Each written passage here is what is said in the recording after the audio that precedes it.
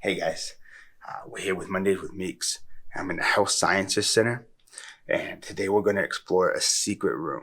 I've worked here for 17 years, and I haven't been able to get into the secret room, but today's the day, so follow me. Come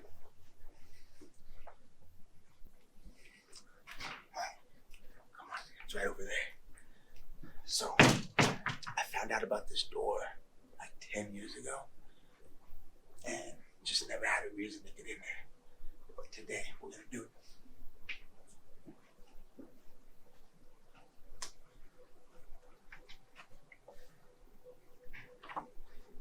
Come on. Oh. Hey guys, it's Darren from the OT program. Hey, Darren. Chris, How are you? Doing good. Hey guys, we're here with Dara Sanders Aceves. She's a program instructor for the Occupational Therapy Assistant program, which is apparently part of what the secret room is. So, thanks for being with us today, Dara. Yeah, I'm glad that you caught me in here. So, we kind of want to talk about this in a little bit, but before we do that, Occupational Therapy Assistant, or OTA, right? Mm-hmm. That what is commonly referred to as. Yes. What the heck is OTA? Well, we Occupational Therapy Assistants, we work under occupational therapists, Right. and we work to help a huge lifespan from birth till the end of life, in injuries and disabilities, problem behaviors, and we help them getting them back to their everyday life skills. Okay, that's awesome. So it's essentially a field that helps people through various forms of therapies and activities. Is that Yes. kind of thing? Okay. Yes, that's exactly what we do. And so the program here is a very, very popular program. Can you kind of tell us about the program structure, how long it is, and that kind of stuff? Of course. So our program itself is 2 years Okay. long, but there's prerequisites before it. Okay. So that could take up to a year long of doing it. But the 2 years we have four different semesters. The 3 are the didactic, and then the last semester you actually go out into the field and do into 2 different sites: the psychosocial dysfunction and then the physical disabilities. Okay. Those sites. That's awesome. And so those, the off-site things, those are called clinicals, right? Yes. Okay. And so you have clinical sites. Are they just in Roswell, or are they? No, we stretch from, we have gone through Georgia and Colorado. We've even had sites in California. So some are local, and then we just kind of span out depending on where our students want to be when they're doing their clinicals. We want to accommodate them as much as we can. That's awesome. Yeah. So it sounds like a wonderful program, but I've heard some rumors that there are no jobs in OTA. Oh, man. Well, there are actually 33% is the projected rate for growth in occupational therapy assistants, because we have baby boomers that are coming into the age where OTAs are going to be needed more, and we have children being diagnosed more with behavioral problems and whatnot that they're going to need services and that. So it's 5 times higher than any other jobs that are out there that were on the projected rate. Wow. Yeah. And so there are jobs. Are there jobs in New Mexico? There are jobs.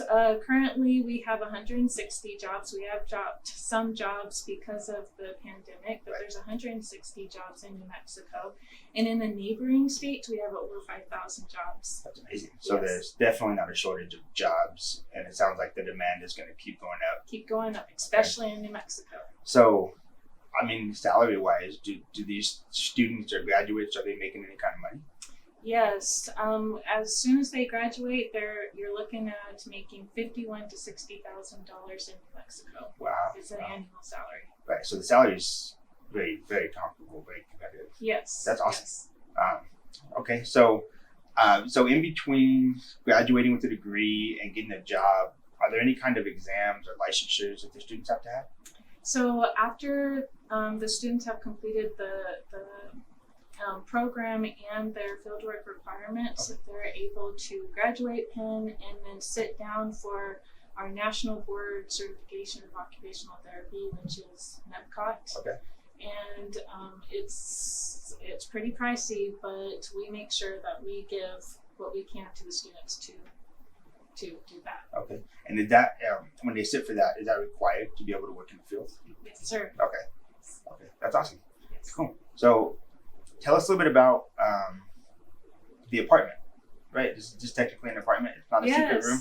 Yes, it's not a secret room. This is our simulated lab, and students come in here and they practice working with each other, their peers, and work on skills to help individuals get back to where they were previous, or back to where they're able to be independent. Awesome. Well, we're going to take a look around, if that's okay, and then Dara's actually going to show us how to use some of the equipment in the apartment. Yes. Cool. Thanks.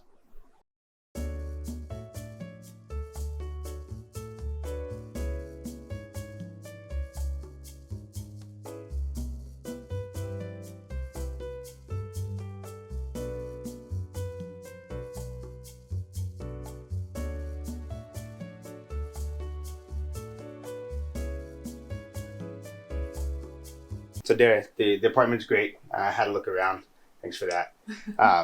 But I understand that here in the kitchen area that you kind of have something to show us and kind of teach us. So I do. I wanted to show you a little bit of simulation of what the students actually go through.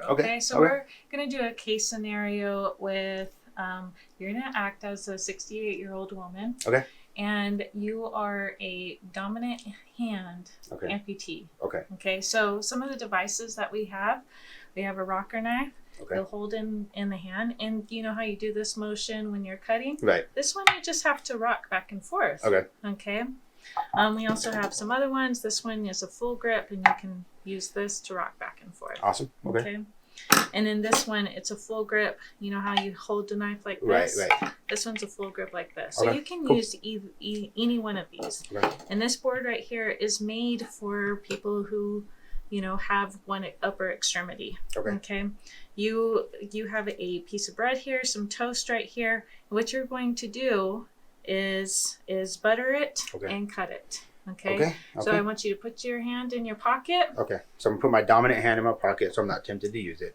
Okay. And so are you ready? I'm ready. Okay. So now first you're going to butter your bread. Okay. Now go ahead and open the butter.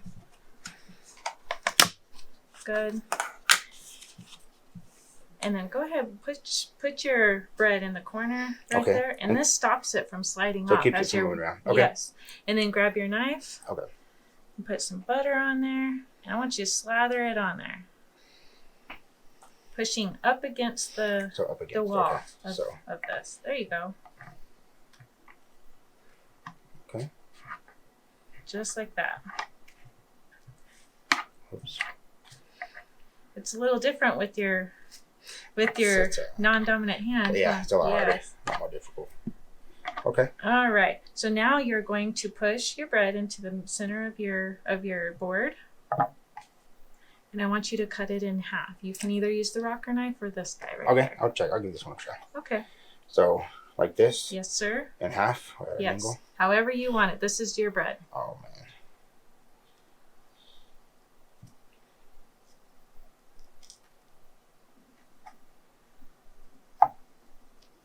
Okay. There you go. And now you have breakfast. Awesome. That's awesome. Awesome. Thank you. So we're here in the Pediatrics Lab. Could you kind of just tell us sort of what's going on in here? Yeah, most definitely. So we have this room set up where we have like a school setting. It kind of simulates a little bit of what the students sit through.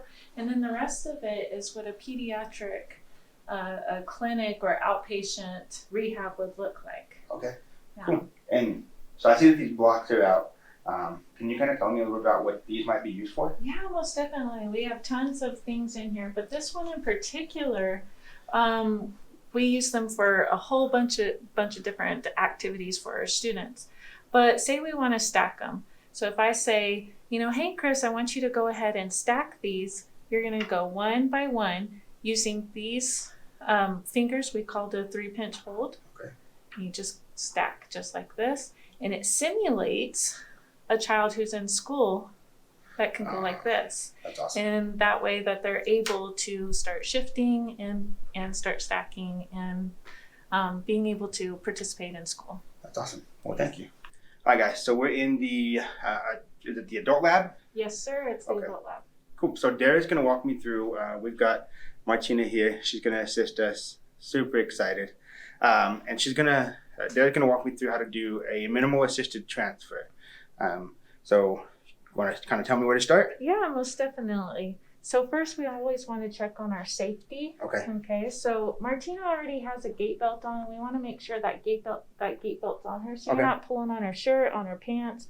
You're just lifting her up from here. And if she goes anywhere, you have her on the gait belt. Got it. So it's already on her. Okay. The second thing is our brakes. Okay. So on that side, I want you to push all the way down. There you go. And then on this side, there. So that's the safety. Okay. Okay. And then the next thing is when you come up to lift her, you're going to stay really close to her. Okay. But first we got to get this leg rest off. Okay. Okay. So this little lever back here. Okay.